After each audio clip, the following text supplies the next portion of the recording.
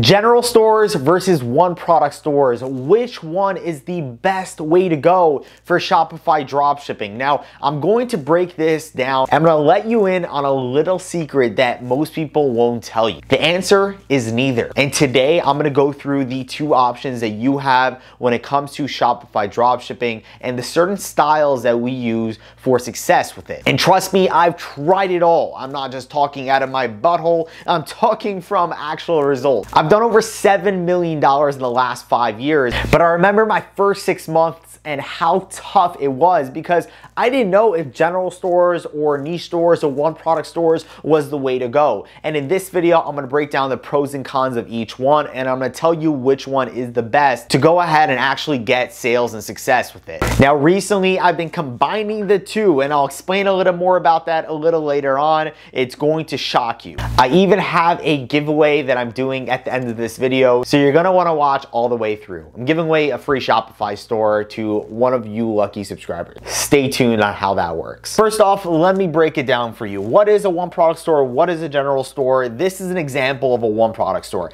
And this is actually a store that I personally built. And as you can see, look how branded it looks. It looks amazing. It looks like a real brand. And it does not look like a dropshipping store, which is you're going to find the most important part about this all. And if you're just getting started with Shopify dropshipping, you're struggling to make sales, then it's probably because your store does not look like this. It does not look like a high converting store, but this right here is a one product store, and this is how it should look. Now, let me show you a different type of store called a general store. The general stores are the stores that sell a ton of products. You can see this store, I don't even know how to say the name, but it is selling all different types of products. Now, I can actually use a Chrome extension called Koala Inspector to see exactly what is selling for them, and I go to the live sales and I can see their sales and what is working for them. So that's a pretty cool tip, and this is what I share on my YouTube channel. So if you're enjoying this already,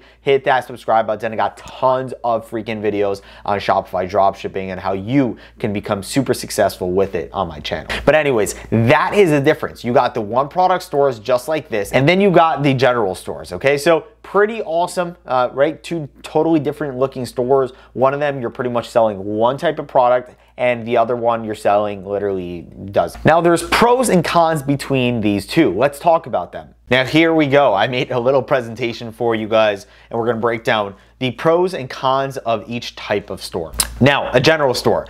First of all, you have a broad range of products, meaning that you can cater to various different customers, interests, and needs. Like, you can literally sell unlimited type of products. The second pro that you have with a general store is that you have the opportunity to test multiple products and identify bestsellers. So if something starts to work, then you can technically just focus on that product, right? You're also not limited to any trend. If a product becomes less popular, you can just sell a new one without changing your entire business model. Now, let's talk about the cons of a general store.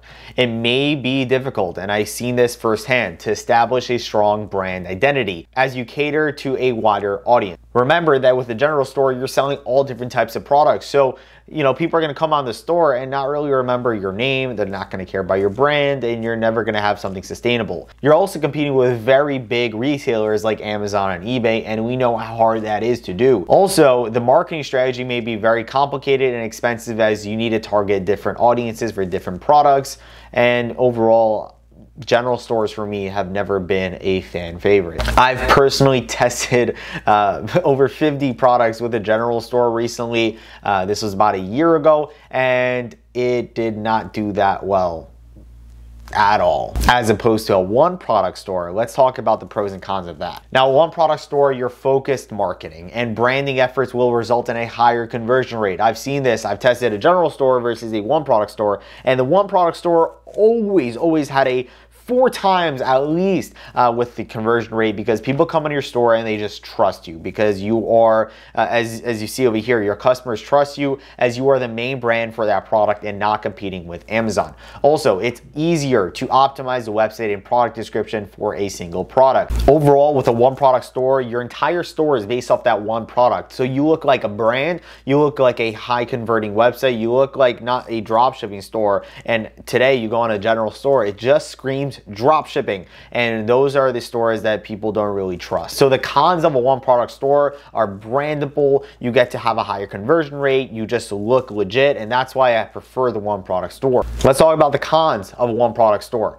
First of all, you might have a low average order value, meaning if you sell a certain product, people are going to only have to buy that product. There's nothing else in the store. So that means they're only going to be spending, let's say you're selling the product for $40, then they're only going to spend $40 max on your store. Maybe if they buy another one, but at the end of the day, the average order value is going to be pretty low. Number two, if the product doesn't work, then you need to switch up the store, okay? And obviously, this is what we just got to do. It gets a little bit annoying, but this is a con about a one product store. And number three, limited scalability. Once you hit the ceiling with your product, you need to diversify. So I created a verdict, okay? And this verdict is the best way to kind of run your stores. And if you want to do this, it's actually killing it for me. No, it's not a niche store, but let's quickly go over a niche store for a second. With a niche store, you're selling certain type of products in a certain category. For example, home goods or anything to do with cars or anything to do with outdoor stuff, right? So you can build a really strong brand targeting a specific audience, which can increase your customer loyalty. It's easier to become an authority in a specific niche, hence less direct competition, because then you're known for a certain niche, you're known for a certain category, and that will definitely help you with branding and getting a great conversion rate. Now, marketing is way more straightforward as you know your target specific audience with shared interests. You just are gonna understand your customer. Now let's talk about the cons.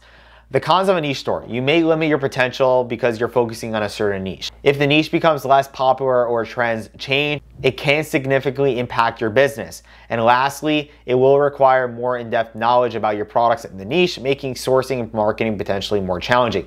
To recap, basically with a niche store, if you go ahead and add a bunch of products to your store in a certain niche, and for example, you just don't understand that customer or your store just is not working, you're kind of stuck to that niche and you probably spent a lot of time building that store. So here's my verdict, okay? A one product store is an amazing way to get started, okay? You identify a unique high demand product, you go ahead and build that store out, and it makes the store look super professional, super branded, and super high conversion rate. Now with a niche store, it's the best way to have that long-term strategy for your loyalty, customer loyalty, and brand authority. So how do we combine both of these? I kind of call it the niche, okay? And I made up this word, but combination between a one product store and a niche store. So listen up, this is my strategy. What I do is I start with a one product store, meaning my entire store is based off that one product. Now, if I see that product is starting to sell, what I will do is start to add related products to that main seller. So for example, if I'm selling a certain type of iPhone case, a cool different iPhone case, a customizable iPhone case,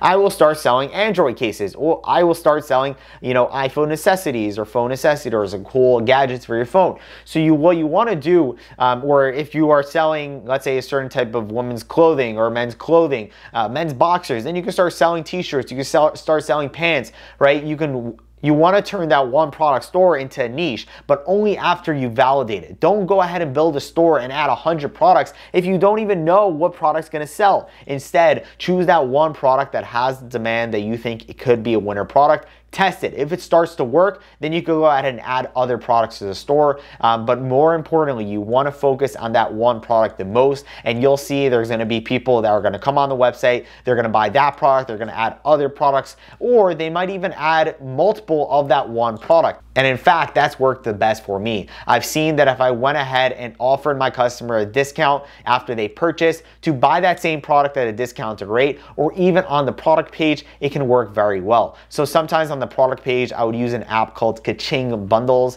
and this app would allow me to have bundles where they buy 2 and they get $10 off. If they buy 3 or 5, they get maybe $20 off, right? So I give them a discount and I tell them if you buy a certain amount, you will get a certain amount of dollars off. For example, on this store, okay, as you can see, it says pick your offer, and this is actually one of my stores. Wink, wink, you'll see a video about this one soon.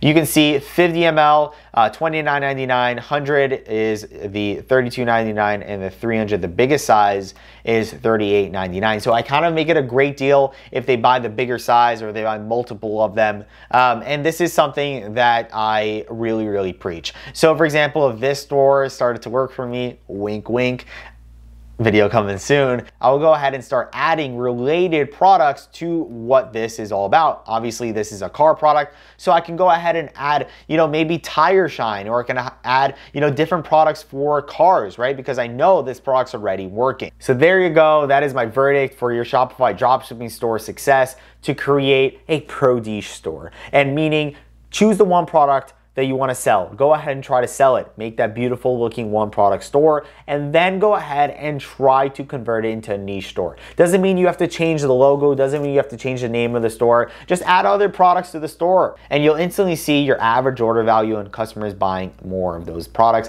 But remember, that one product store over general store any day. Now it's the moment that you've been waiting for. I'm giving away a free Shopify store completely done for you. Something that is going to look amazing, a one product store. I'm going to build it with my team, make it look crisp and awesome for you. If you want me to go ahead and choose you a product and even build you out that store, go ahead and comment the word Shopify in the comments below and leave a positive comment or even a question about what we talked about today. The winner of last week's video is going to be pinned in the comments, so go ahead and check that out. I'm definitely going to be doing more of these giveaways soon, so make sure you subscribe with your notifications on to be alerted. And if you're just getting going with Shopify dropshipping and you're looking for help, you want to learn personally from me, someone that's generated millions of dollars in sales online, join our community by clicking the first link in the description. I have a free training on all my strategies on how exactly my fundamentals work with Shopify dropshipping. And if you like what you see, you can book a call with me or one of my team members